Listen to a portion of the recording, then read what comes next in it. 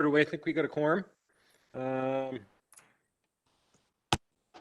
So we're missing Commissioner Fortune. I'm sure he'll be along. There he is. There's Commissioner Fortune.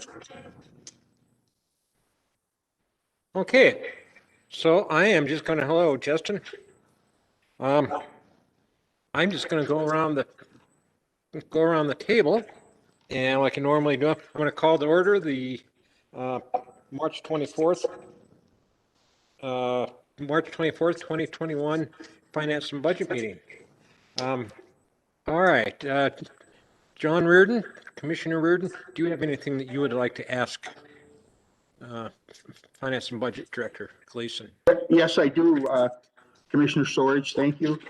Hey, Danette, I just had one that kind of is more or less for maybe everybody here, and it was on page 32, and it was the number on it was 6785, and it regarded an alcohol tax, and I didn't know if the county collected an alcohol tax or just a licensing, or maybe it's something that passes through from the state. Can you help me out there, please? Thank you. Yes, Chairman Sorich, Commissioner Reardon, this is a state allocation that we receive, and every year, usually in the springtime, I think it is, John will recall it, the CCS team comes and does a presentation before us on the services that they provide with these funds, and the state approved them as the agency to provide the service on behalf of Butte-Silver. So they should be doing a presentation here. It's usually late spring, early summer, I guess. On who they serve and what they do with it. But it is state funds that we get allocated every quarter. And then about November of every year, if there's excess funds that haven't been allocated out, then we get those funds too, and then we just pass them along underneath our contract with CCCS. All right, thank you very much, Danette. You know, I should add really quick, I don't know if you recall, you probably do, that we ran a drug and alcohol program out a long time ago out of our health department. And it just was not efficient for the local government to be running those programs. So that's why we ended those programs. There was a big deficit in the program. And we ended those programs, I think, I wasn't here when they ended, but I'm thinking somewhere around 2010 or 2011. And then they started contracting out a lot of those different services, and this is one of the contracted areas. Danette, I believe that was under Chief Executive Vincent's term. Yeah, I can't remember. I believe that was one of the things Matt had really want her to do. Mm-hmm. Commissioner Reardon, do you have anything else you want to ask? No, I do. No, I do not. Thank you very much.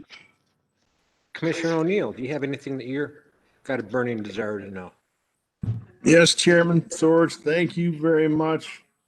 Danette, I have a question on page 61. Do you have a claim number? I got claim number 6776, the Greenway Design Hewlin Bridge. Mm-hmm. So, where is that? I'm sorry, I don't know where it is. Right here. I mean, why do the Hewlins get a bridge named after them too? That's So, Commissioner Sorich, Commissioner O'Neill, I think this is just a naming of where Dory was able to show where we're approaching. A lot of this, now that the Greenway Trail is headed out, kind of by Ramsey, by that school area, connecting back out towards Fairmont in that area out that way. And so this is some of the last pieces of the Greenway Trail to complete. And there's been a lot of, I would say, negotiation and design work and whatnot on that land, and that so that we can complete the trail out there. I don't necessarily know that it's been truly officially named the Hewlin Bridge. It's just their bridge out there by their property where we're approaching. good deal. That makes sense. Now There's a lot I appreciate that. That makes sense where it's at now. And I was just kind of confused on what area. And now the bridge is in the Greenway. I'm sorry. Thank you. Mm-hmm. That helps. Just as long as it's not Matt Hewland Bridge, right? You put that on record. My next question is claim number 6818. the freeze guard. For the roads. Yep. So question on where it says unallocated costs. Oh, okay. So this is just the maintenance district, and all of those, some of the maintenance districts, not all of them, but a lot of them are just titled that in the sub area. A lot of these districts have been like that for years. It's just our accounting code. It's not that it's unallocated. It is charged out directly to the street maintenance district. It's more the bars chart of accounts that we're required to use by the state of Montana for some of these districts. Nope. Does that help? Yeah. It's more of an Yeah. accounting area right there. And that stuff, that's all for the de-icer, if you will, stuff. Okay. Good deal. Yep. Thanks, Danette. Sure. Appreciate it. That's all I have, Chairman.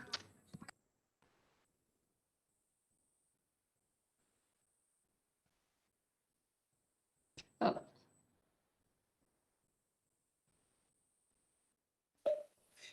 Sorry about that.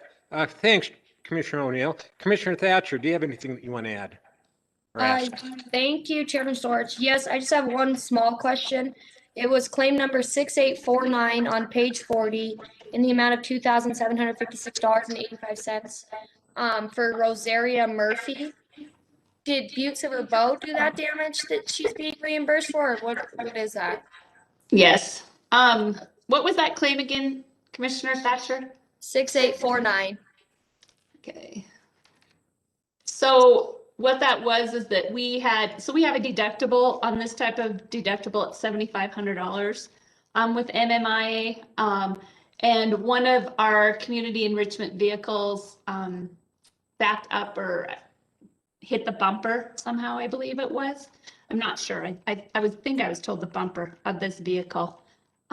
It looked like minor damage reported from our risk manager, Cinda Says, but it turns out, as we know this day and age, we think it's minor and it's all major because the way cars are made today. But yes, we did it was an accident of a Butte-Silver Bow employee.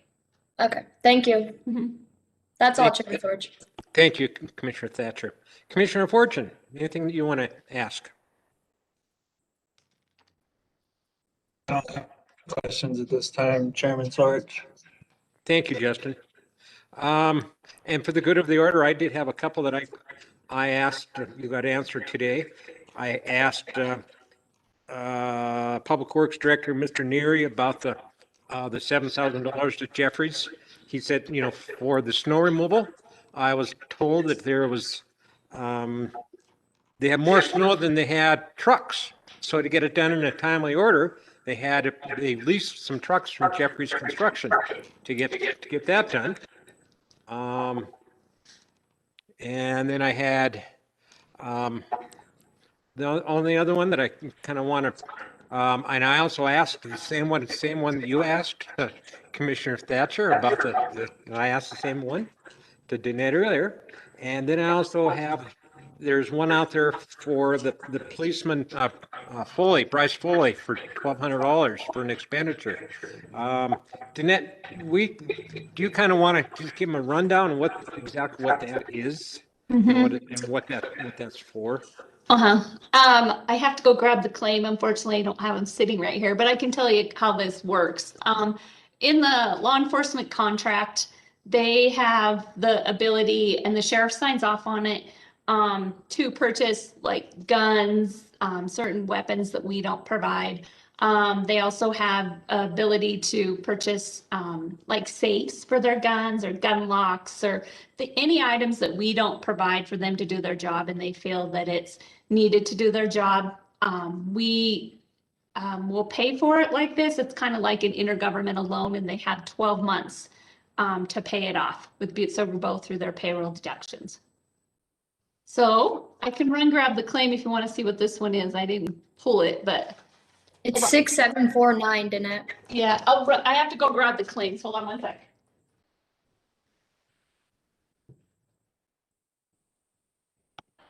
So Chairman Storch, they get, like, what other equipment is not sufficient enough, I guess? I mean, you're on mute, Chairman Sorge. Commissioner Thatcher, what would it be for, if they wanted to buy another sidearm? It's typically something to do, probably a higher grade sidearm that they like or they prefer. And also, I think what's real popular is safes, so for when they take their sidearm home with them, they can lock it up. So typically, and that's what, but it has to be approved by the sheriff. It's got to be run through the sheriff, and I don't really know what this one was for, so there's that will give us more of a rundown on what this one's for.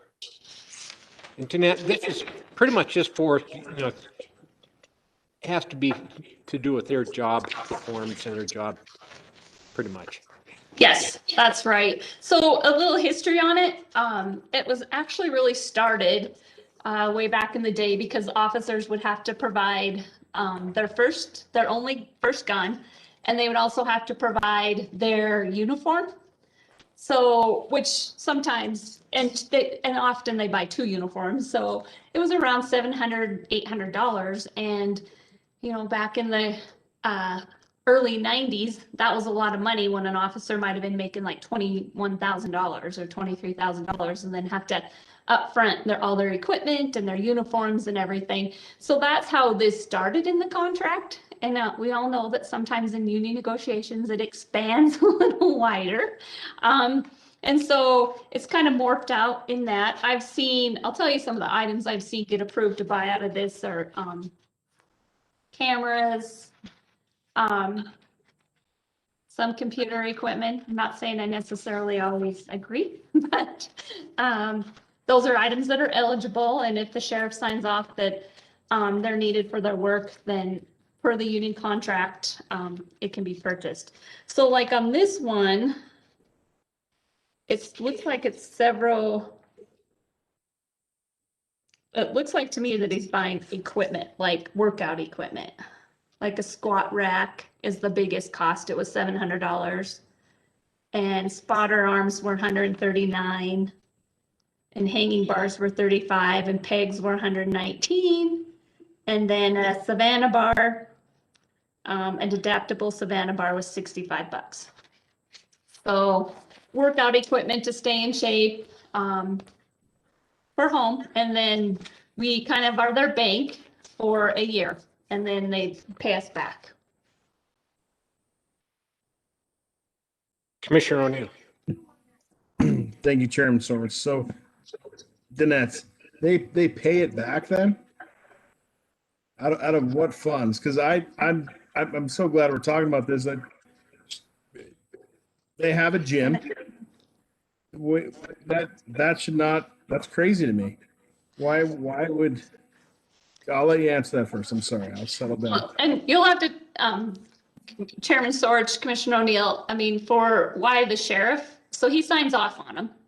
And so you would probably have to ask him, his logic, his reasoning for doing it. Sometimes I guess maybe they can't make it up here. I'm not sure what the conversation was when Bryce went to him to present this. But on our side, how it works is they go out and either we pay the vendor direct. So sometimes, especially like when they're purchasing like vehicles or gun safes, you'll see them go out to Murdoch's or Bob Ward's and they'll buy direct. And we'll pay Murdoch's and Bob Ward's, and then we start doing a payroll deduction. So we do a payroll deduction every payroll, and they have to pay it within a year. And they can only have one loan in a year too. So one sum of money out in a year time. And so in this case, Bryce paid for it himself because it looks like he ordered it. And then we're reimbursing him for those. And then now we'll turn around and start payroll deduction this week. It looks like it started. On 3/26, his payroll deduction starts. There's a form.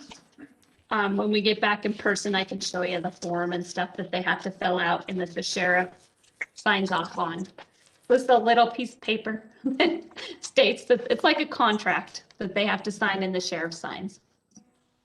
Basically, Well, I think that's great. That's a great little perk. I appreciate the. I just thought we paid for that. No, I don't know who we is, but I Yeah, thought that it's came out of over. the budget of something. That's where I was, okay, so No. thank you very much for the explanation. That's cool. uh-huh. Anybody else have any other questions?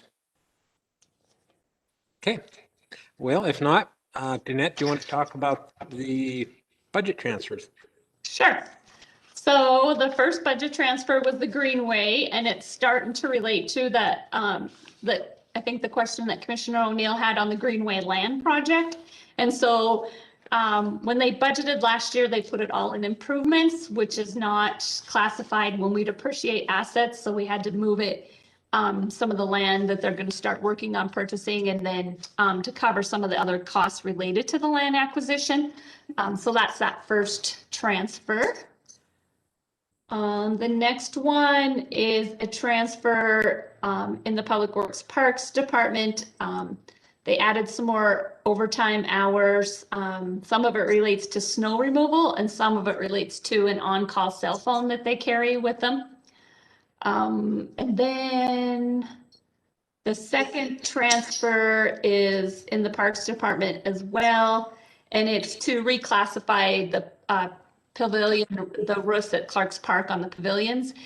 They came in under what our thresholds are for capitalization. There's 2 of them out there. So this is again an accounting, a transfer to meet our accounting requirements.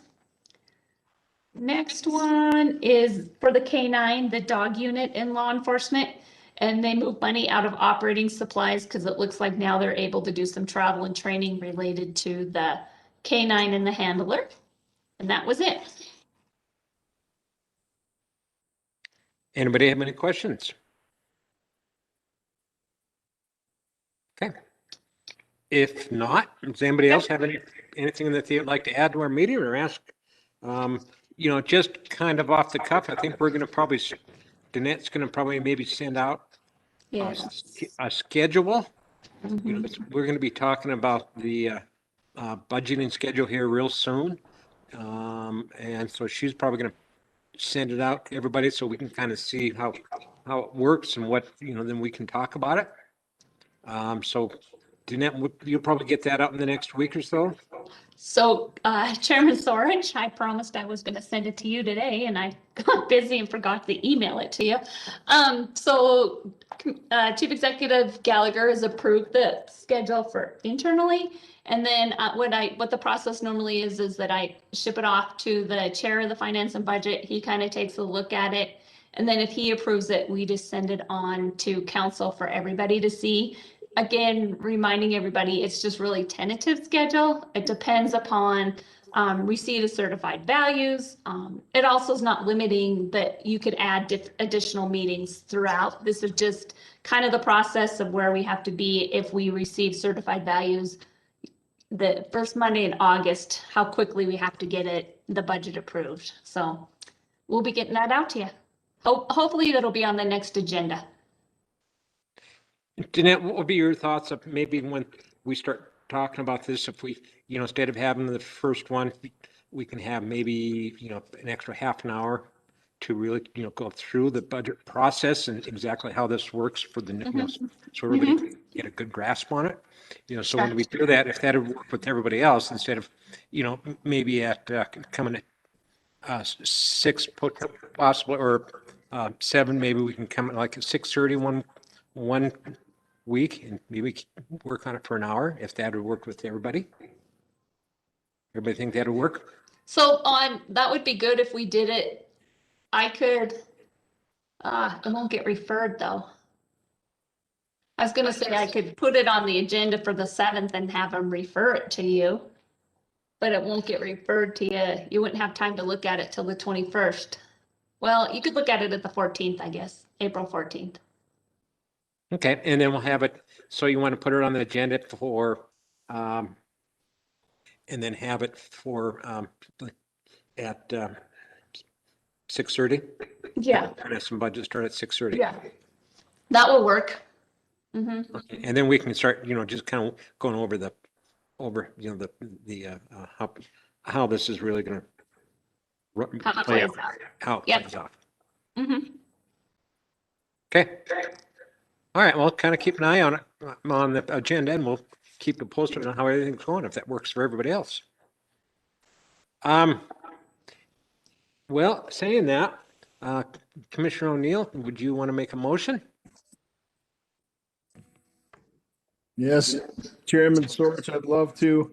This time I'd like to make a motion to approve the expenditure list for the reviewed by the Finance and Budget Committee as of Tuesday, March 23rd, 2021, in the amount of $478,821.94.